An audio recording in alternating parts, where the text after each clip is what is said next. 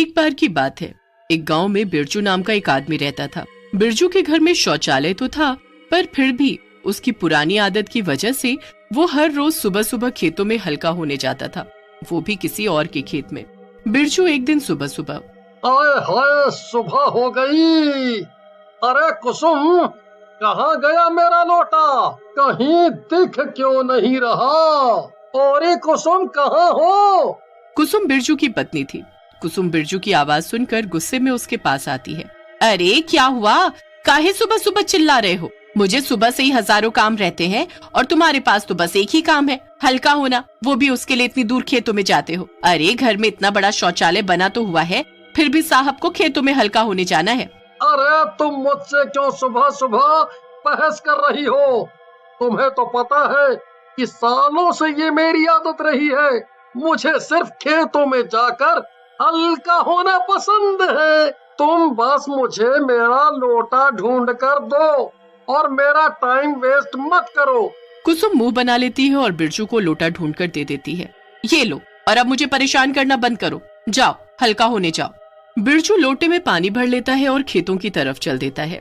हमेशा की तरह बिरजू अपनी मनपसंद जगह पर हल्का होने बैठ जाता है। जैसे वो हल्का होकर उठता है, उसे कुछ दूरी पर एक लड़की खड़ी दिखाई देती है। अरे मुझे नहीं पता था यहाँ मेरे अलावा कोई और भी हल्का होने आता है। एक तो मेरी इस कमजोर नजर की वजह से दिखाई भी नहीं दे रहा। कहाँ कौन है? लगता है कोई लड़की है। छोड़ो मुझे, क्या मैं चलता हूँ घर। पर तभी बिरजू देखता है कि वो लड़की उसी के पास आकर खड़ी हो जाती है। तब जाकर बिरजू को दिखाई देता है कि वो कोई मामूली लड़की नहीं बल्कि एक चुड़ैल थी। तभी चुड़ैल बिरजू को हवा में लटका देती है। सुन, आज से ये मेरा इलाका है। अगर तू दोबारा यहाँ दिखा या यहाँ हल्का होने आया तो मैं तुझे जिंदा नहीं छोड़ूंगी, समझा? माफ कर दो मुझे, अब मैं यहाँ नहीं आऊंगा। छोड़ दो मुझे प्लीज, जाने दो। चुड़ैल बिरजू को दूर फेंक देती है और बिरजू उल्टे पैर अपने घर भागता है। बिरजू को हांफते हुए देखकर कुसुम उससे पूछती है, क्या हुआ जी, क्या बात है? ये अचानक से दौड़कर आने की क्या जरूरत थी? हल्का होकर ज्यादा ही एनर्जी मिल गई है या कोई भूत दिख गया क्या रास्ते में? अरे भूत नहीं, चुड़ैल। क्या? अरे हाँ, सचमुच की चुड़ैल। तुझे पता भी है, आज खेत में हल्का होने के बाद जब मैं उठा तो वहाँ मुझे एक चुड़ैल ने पकड़ लिया। हाय राम, फिर उस चुड़ैल ने मुझे हवा में लटका दिया और दूर पटक दिया, और ये भी कहा कि अगर मैं दोबारा वहाँ दिखा तो वो मुझे मार डालेगी। हे भगवान, तो अब वहाँ दोबारा मत जाना। अच्छा हुआ आज उसने छोड़ दिया, अब सिर्फ घर का शौचालय ही इस्तेमाल करना। पर बिरजू इतना बोलकर किसी गहरी सोच में पड़ जाता है। वो अगले 1-2 दिन तो खेत नहीं जाता, पर उसके बाद तीसरे दिन वो सोचने लगता है, अरे यार, ऐसे कैसे काम चलेगा? यहाँ इस घर में शौचालय में तो हल्का होने में मजा ही नहीं आता और पेट भी ठीक से साफ नहीं होता। कुछ तो करना पड़ेगा। मुझे तो मेरी मनपसंद हल्का होने की जगह की बड़ी याद आ रही है। एक काम करता हूँ, कल फिर से वहाँ चुपके से जाकर देखूंगा, क्या पता अब तक चुड़ैल चली गई हो। बिरजू यही सोचकर सो जाता है और अगले दिन सुबह सुबह जल्दी उठकर खेत जाने के लिए तैयार हो जाता है। अरे कहाँ चल दिए तुम लोटा लेकर सुबह सुबह? याद नहीं क्या कहा था उस चुड़ैल ने? भूल गए उसकी मार? अरे तू चुप कर और मुझे शुभ काम के लिए जाते वक्त टोक मत, वरना काम खराब ही होगा। बिरजू बिना कुसुम की पूरी बात सुने खेत की तरफ चल देता है और कुसुम बस पीछे से चिल्लाती रह जाती है। खेत में पहुंचकर पहले तो बिरजू इधर उधर देखता है कि कहीं चुड़ैल तो नहीं। आहा, लगता है जैसा मैंने सोचा था वैसा ही हुआ है। वो चुड़ैल चली गई है। चलो अब मैं हल्का हो लेता हूँ। पूरे 3 दिन बाद मुझे ये सुनहरा मौका मिला है। बिरजू वहीं खेत में बैठ जाता है और हल्का हो लेता है, पर जैसे ही वो उठता है चुड़ैल खेत में वापस आ जाती है। बदतमीज, तेरी इतनी हिम्मत, तू फिर से मेरे खेत में आया और यहाँ आकर हल्का हुआ। आज मैं तुझे जिंदा नहीं छोड़ूंगी। इतना कहकर चुड़ैल बिरजू को दौड़ा लेती है। बिरजू फिर से उल्टे पैर खेत से भागता हुआ अपने घर लौट आता है। अरे अरे, आ गए वापस? और फिर से वही हालत। मना किया था ना मैंने, मत जाओ। आज तो किस्मत अच्छी थी जो बच गए। चुप कर जा, तू तो सब तेरे अशुभ बोलने की वजह से हुआ है। और अब तो मैं इस चुड़ैल से पीछा छुड़ा कर ही रहूंगा। आखिर ये खेत उसका कैसे हो सकता है? वो खेत श्यामलाल का है। मैंने कल ही उसकी बीवी से पता किया था। श्यामलाल और उसकी बीवी भी उस चुड़ैल से परेशान है।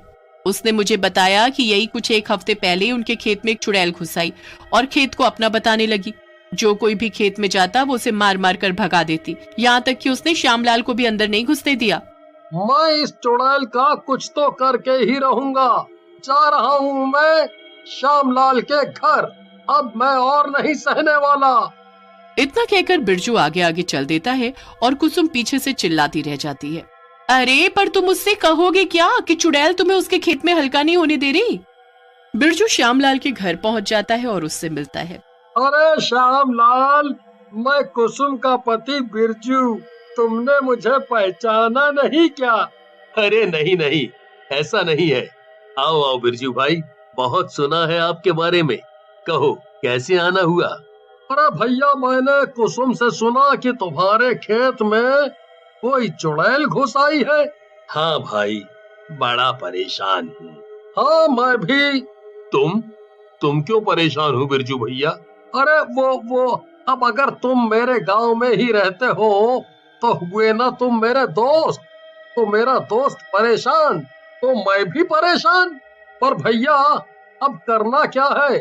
कोई उपाय है क्या? अभी तक तो नहीं।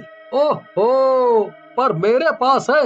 मेरे पास एक भूत भगाने वाला बढ़िया टोटका है जो मैंने अखबार में पढ़ा था। वो करने से जरूर चुड़ैल तुम्हारे खेत से भाग जाएगी। हाँ। अच्छा, तो जल्दी बताओ ना बिरजू भाई। इसके लिए हमें एक लाल रंग का कपड़ा चाहिए जिसके अंदर हमें कुछ लाल मिर्च, नींबू और माता रानी की एक फोटो रखनी होगी। बस फिर उस कपड़े के अंदर ये सब रख कर उसकी एक पोटली बनाकर उसे एक डंडे पे लटका कर जब हम चुड़ैल को उससे दौड़ाएंगे तो वो डर कर भाग जाएगी। हाँ। अच्छा, ऐसा क्या? फिर क्या था? श्यामलाल और बिरजू लाल रंग के कपड़े में सब सामान रखकर वैसी पोटली बनाते हैं और उसे एक डंडे से लटकाकर खेत की तरफ चल देते हैं। खेत पहुंचकर बिरजू, ठीक है श्यामलाल भैया, वो चुड़ैल यहीं कहीं होगी। चलो उसे ढूंढते हैं और उसे तुम्हारे खेत से डरा कर भगा देते हैं।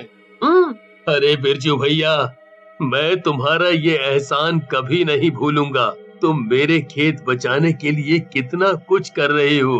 धन्यवाद। अरे ये तो मेरा फर्ज है।